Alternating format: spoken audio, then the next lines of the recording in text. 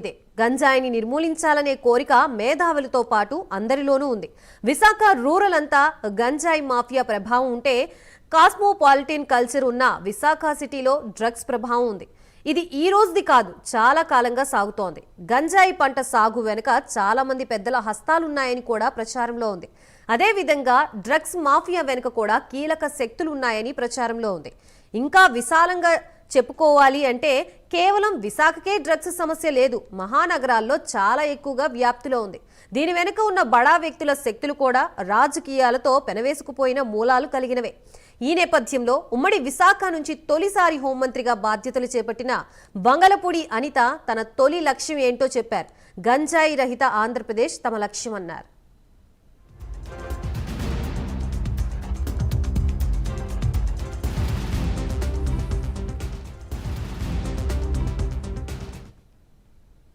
గంజాయి నిర్మూలన కోసం పోలీసులకు ఫ్రీ హ్యాండ్ ఇస్తున్నట్లుగా హోంమంత్రి అనిత ప్రకటించారు. రాత్రి 9 తర్వాత ఏ కారణం లేకుండా రోడ్ల మీద సంచరించే యువతపై నిఘా పెట్టాలని ఆదేశించారు.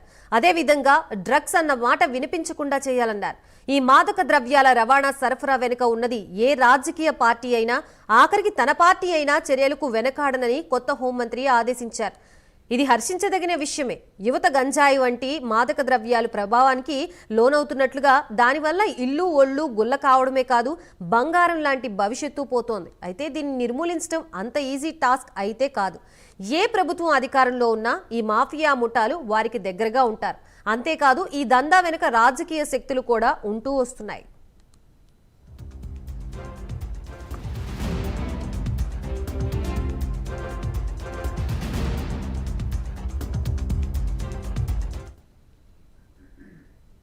గతంలో గంజాయిపై ఉక్కుపాదం మోపిన మాజీ డీజీపీ గౌతమ్ సవాంగ్ ను వైసీపీ ప్రభుత్వం వచ్చాక డీజీపీ నుంచి తొలగించి ప్రాధాన్యం లేని శాఖకు బదిలీ చేశారు.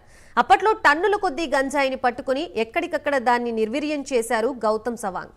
ఆయన డీజీపీగా ఉన్నప్పుడు స్మగ్లర్లు గంజాయి సరఫరా చేసేందుకు వణికిపోయారు. తరచూ చెక్పోస్టుల దగ్గర తనిఖీలు చేయడం, ఎప్పటికప్పుడు గంజాయి స్మగ్లర్లపై నిఘా పెట్టడంతో రాష్ట్రంలో గంజాయి విక్రయం అదుపులోకి వచ్చింది. అయితే అదే సమయంలో వైసీపీ ప్రభుత్వం అధికారంలోకి రావడంతో పరిస్థితి పూర్తిగా అదుపు తప్పింది.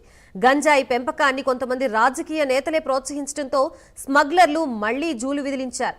అంతేకాకుండా ఈ గంజాయి మాఫియా పోలీసు అధికారులపై ఒత్తిడి తీసుకురావడంతో రాష్ట్రంలో విచ్చలవిడిగా గంజాయి అమ్మకాలు సాగాయి. యువత ఈ మాదక ద్రవ్యాలకి అలవాటు పడ్డారు.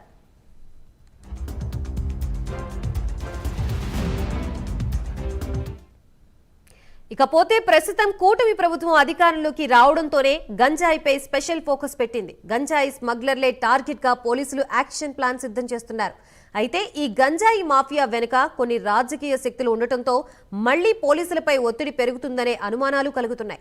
గత ప్రభుత్వం చేసిన తప్పుల్ని ఈ సర్కార్ కూడా చేస్తే గంజాయి నిర్మూలన అన్న మాట నీటి మీద రాతలా మారనుంది. అలా కాకుండా ఈ ప్రాబ్లంపై సర్కార్ సీరియస్ గా దృష్టి సారిస్తే మాత్రం ఏపీ యువత ఈ మాయదారి మత్తు నుంచి బయటపడే ఛాన్స్ ఉంది. మరికొత్త హోంమంత్రి ఆ దిశగా ప్రయత్నాలు చేస్తారా? ఏపీ యువతని ఈ గంజాయి బారి నుంచి కాపాడతారా? Let's wait and see.